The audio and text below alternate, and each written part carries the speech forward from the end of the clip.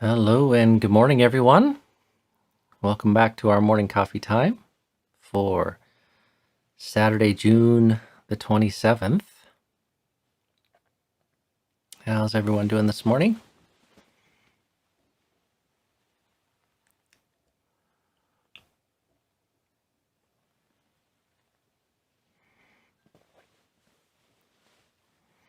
Did anyone catch Lumpur Viradamo's talk yesterday?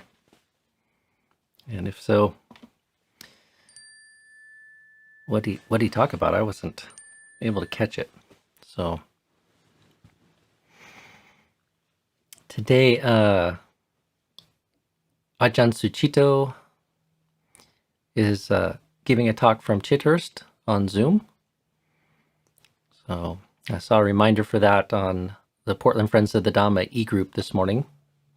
So there's information there, but also I think the information on Zoom is published on Dhamma Tracks, his blog or website. So what a fortunate time to practice Dhamma. There's a lot out there.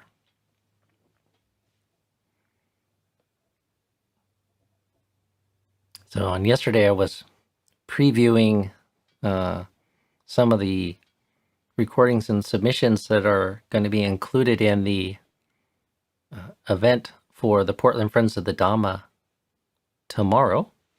So, and I'm sure many of you are aware of that, but there'll be a full day event, or nearly a full day event, online for the Portland Friends of the Dhamma. And monks from Abhaigiri, Lumpur Pasano, Lumpur Pasano, Ajahn Yanako, and I'm not sure who else will be doing a fairly extensive program in the morning. And then myself and Ajahn Kurudama will be maybe tuning into a little bit of that, but we have our meal and guest tomorrow, and then plugging in midday. So if people, I'm not sure where they are with registrations, but they had a limit of, I think, 100 people that could watch and participate live, and then it's all being recorded and be available afterwards if people are interested in that. So details are over on pdxdhamma.org. So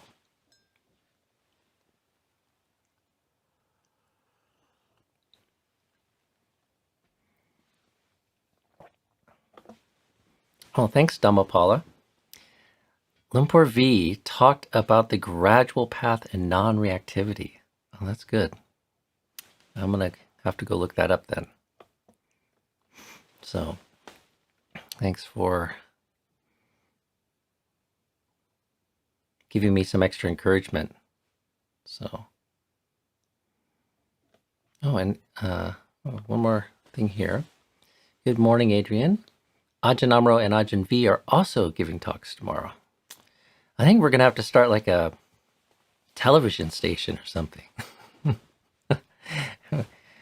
Yeah, almost enough live Dhamma talks and reflections and meditations, and then, of course, an enormous back catalog from the decades. Just kind of tune in whenever you want Dhamma.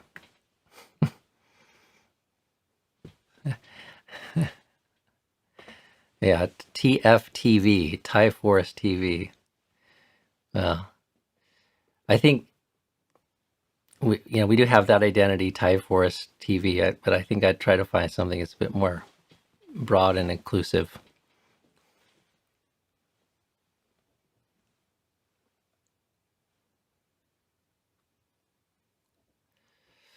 Dhamma TV. I like that too. See, Ajahn, your direction yesterday to focus on being with the breath without anxiety, without doubt, was very helpful.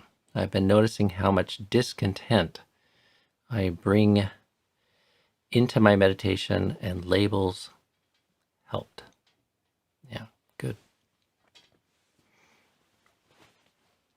I've been reflecting on the last day or two, just occasionally various words, and maybe this is what you mean by labels, but various words and images create a skillful means in our practice. And the word that's been coming up for me, like I'm always tuning into my meditation and feeling like, where is it stuck or where's the obstacle? And sometimes a word kind of pops up. And as I'm like just feeling how the meditation is progressing and where I am with the process of settling and developing the kind of requisite energy. And the word release was coming up. It's like I still feel stuck. Still feels like when one is still under the influences, one still feels stuck, attached, holding. And I was thinking about this both physically, they're still holding in the body, like in a state of deep serenity. Part of what is so pleasant about it is it feels like the most profound sense of release, both in body and mind. Like it feels like every little muscle, everything that could be tight, every little bit of holding falls away or is washed from the experience of the body and the mind.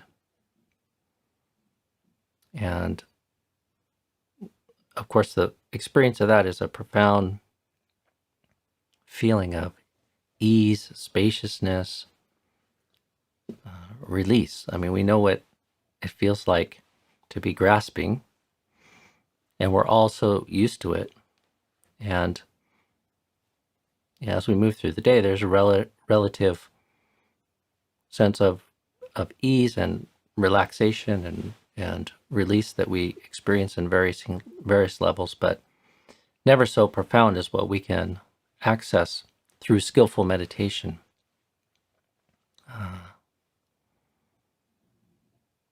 And I can image the whole thrust of the path is developing the skills to notice how it is that we're holding on, where there's dissonance, where there's tension, where there's heat, where we're stuck. And it's about getting unstuck and moving towards release.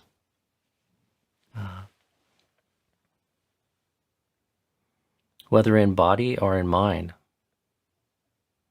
And one of my other favorite ways of sensing dukkha and contemplating dukkha is as the experience of dissonance.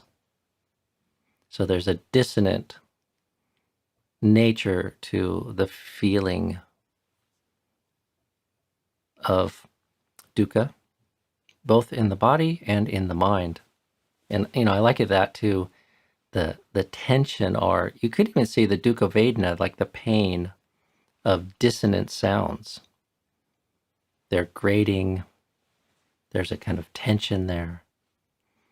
And then the peace that comes with release. And of course, skillful musicians play on that, building that dissonance or tension and moving towards release. I'm a long ways away from my music theory days, so I won't try to extend that analogy much beyond that.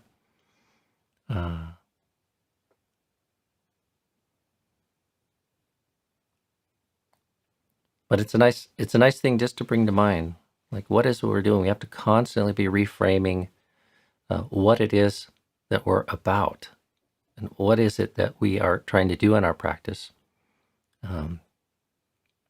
Just trying to be aware isn't enough. Like that does not accomplish right effort. That does not accomplish right mindfulness. And one very easy way to guide oneself is we should be sensitive to and noticing where there is dissonance, where there's holding, and invite ourselves to move towards release, to letting go, to shedding. And it reminded me of Shelley's question the other day. How do we know we're on the path? How is it that we know we're on the path? And I gave a couple, I think, acceptable answers. But one of the things we should be seeing, like whether it's a sign or the scenery on this journey, we should be seeing signs of release. We should be experiencing release.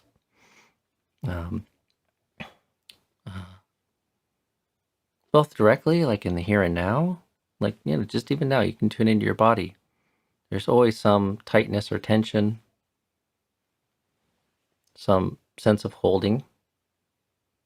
And just when we notice that and it comes into awareness, see if we can release whatever tension, tightness, holding, dissonance there is. And the same in the mind. We get ourselves tied up in all kinds of knots with our proliferations and our obsessions and our worry. And as I said several weeks ago, just get yourself free. Move to release, to resolution.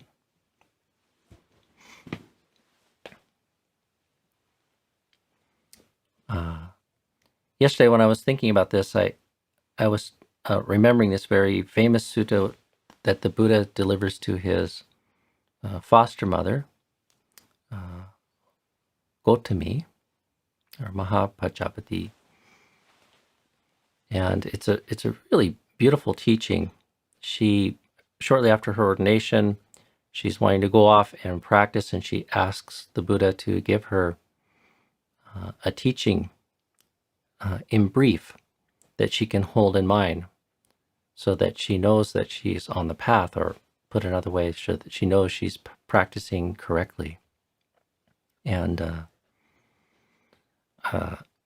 just thinking about this quality of release, developing skill in release, I was thinking about the taste of Dhamma is the taste of release.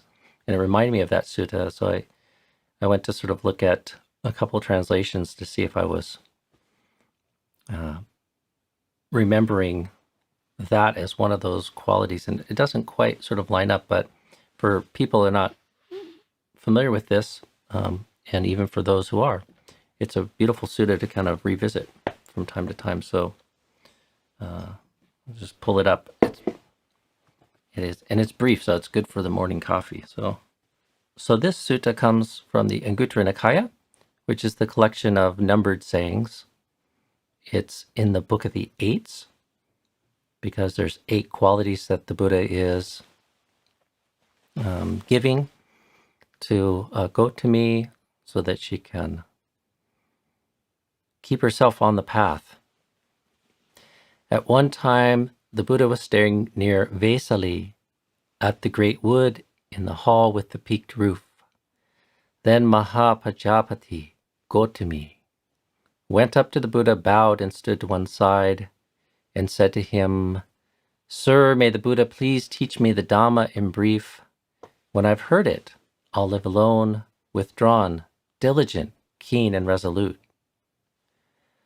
Gotami, you might know that certain things lead to passion, not to dispassion, to being fettered, not to being unfettered, to accumulation, not to dispersal, to more desires, not fewer, to a lack of contentment, not contentment, to crowding, not seclusion, to laziness, not energy, to being hard to look after, not being easy to look after.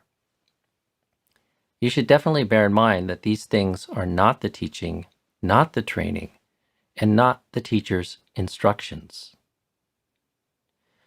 You might know that certain things lead to dispassion, not passion, to being unfettered, not being fettered.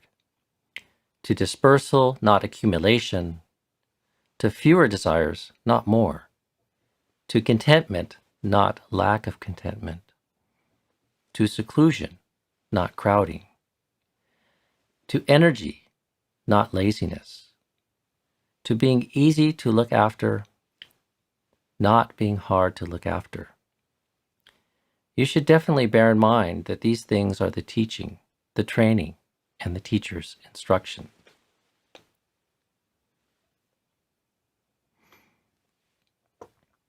So,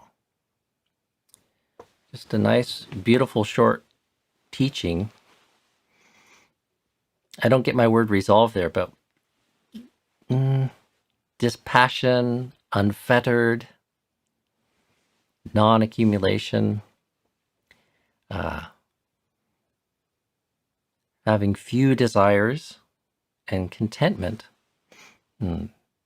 all very closely related qualities. So, contentment, seclusion. Just one comment about some of the word choices here too. On Sutta Central, there is, I think, 12 or 13 other translations. So if people are interested, it's interesting to compare these sometimes and see what different translators pull out from that.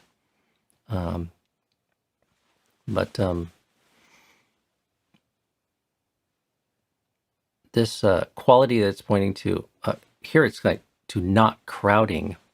Other places in the Suttas, the Buddha's talking about, not being given to spending too much time sort of socializing or trying to find, like, in my language, like that's a big part of your strategy for happiness and contentment. And especially in talking with monastics here, Gotami, the first nun. So, and then the last one here, not being hard to look after. The Pali word is subaro, which literally means a good burden, or you could say a light burden or a right burden, but subaro. A bara is a burden, and this has a special importance for monastics. There's lots of encouragement in the different teachings to monastics for them to be subaro, to be easy to take care of, not burdensome, because we've given up the home life for the homeless life, and we live dependent on the generosity of others. So it's an important quality to be easy to take care of. But we can extend this into, I think, all of our lives. It's a skillful quality to be somebody who's easy to get along with, easy to care for, easy to please. Don't make yourself into a piece of work.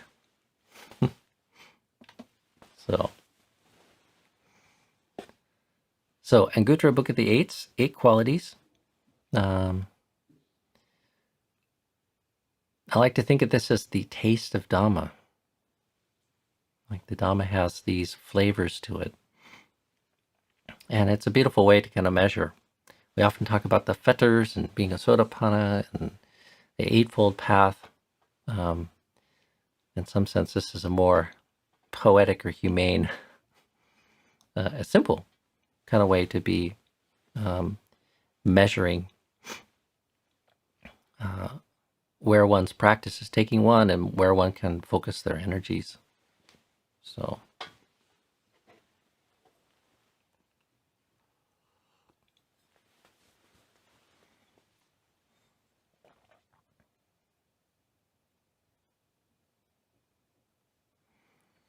let me kind of look and see if we got comments here. Maybe I'll work backwards today, starting at Gustavo. Good morning, Gustavo. The sutta says to fewer desires, not without desires. Yeah, I mean, that's a good point. We are going to have desires. That's part of the usefulness of this word tanha, a technical word. So it's not, tanha is born of ignorance. So it's like the spiritual unknowing and the kind of relationship that we have to desire that creates suffering.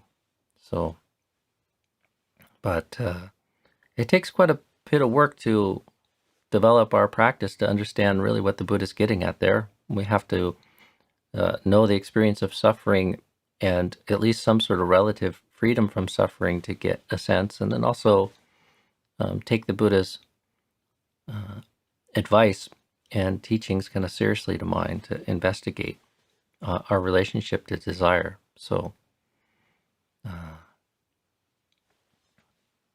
but moving towards fewer desires.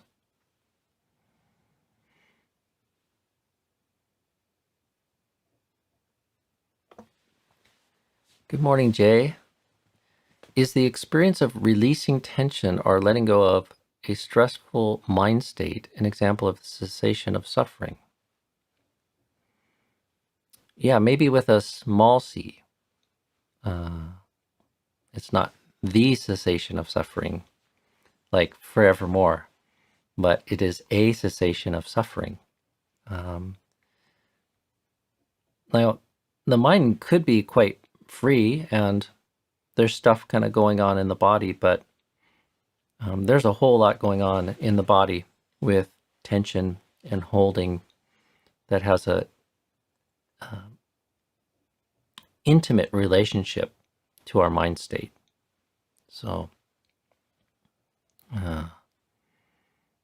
so it is, it is a reflection of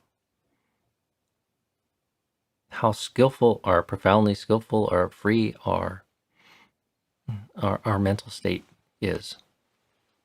So, and we have the blessing of having a body, because it's easier to be kind of mindful of that than it is of subtle forms of holding in the mind. So it's a place where the symptoms of suffering can be apprehended, or where they kind of manifest. So,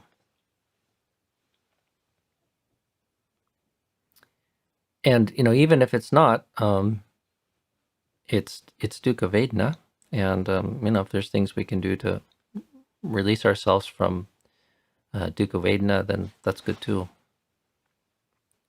Well,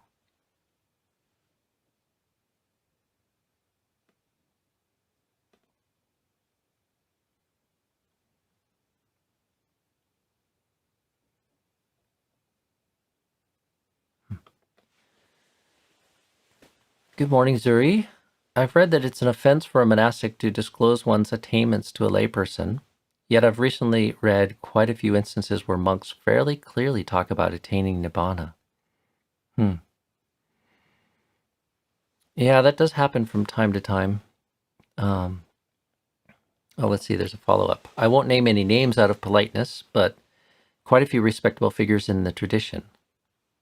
I find this confusing. Do you have any insights on this? What do you mean by tradition? Like Pali tradition, Theravadan tradition, or are you talking in particular about Ajahn Chah monks?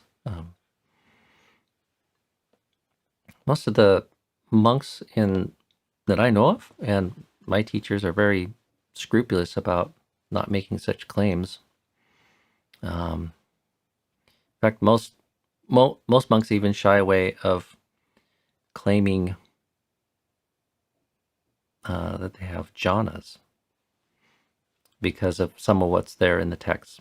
Like jhana is considered a super normal state. So, and there's a strong sense in the Ajahn Chah tradition, not just to honor the Vinaya, which does say that a monk should not reveal any attainments to a layperson that one has attained. So even if it's true, if it's untrue, it is a disrobing offense. It's parajika. You're expelled from the Sangha You're not rightfully fit to be a bhikkhu or a bhikkhuni anymore if one falsely claims attainments, but even true attainments are not to be declared. And I'm not quite sure who you're talking about, Zuri, but that's there. It's very clear in the Vinaya. And, there's a whole culture amongst the communities I've trained and lived in. It seems to go beyond the rule and really honor the spirit. Like the Buddha didn't want monks to be developed like a cult of personality, or people to be overly focused on a particular person or their attainments or their particular skills. He wanted them to be focused on the Dhamma. And even to a certain extent, he himself kind of holds the Dhamma up as our guide and the thing to orient oneself to. Like after his enlightenment, he's reflecting and he thinks, it's wonderful to have something that to bow down to and to hold up and to revere, something that is superior to one. And now that I've attained enlightenment, there's nobody in the world that I can do this to. And it's almost like, it almost has a little bit of a sorrowful note as he's reflecting like this, like, oh, what a loss that I don't have a hero, or I don't have a teacher in a sense. And then he reflects that the Dhamma will be that for him. So, and I've been very appreciative ordaining in the Ajahn Chah tradition, because there is an emphasis not to set ourselves up as gurus or develop any sort of cult of personality, and really just to keep people focused on, growing in faith and goodness and understanding of the Dhamma.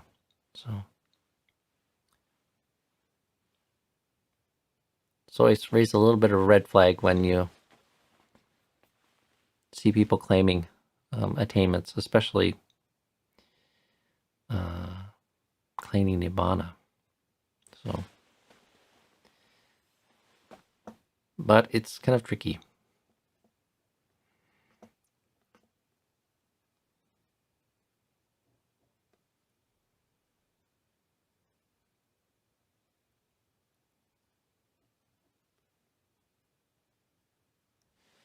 Okay, well, I think I'm going to leave it at that today. Wait, one more here. George. I see one more kind of question here. Can you please speak to listening and hearing the cries of others while cultivating compassion and practicing loving kindness while letting go?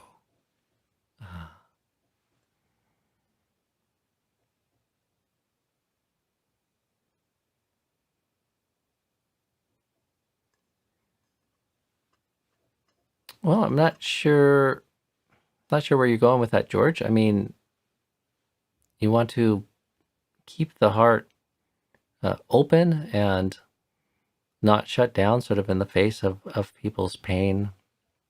And the cultivation of compassion and loving kindness, it does take a sense of acceptance of people's karma and situation and propensity for people to suffer.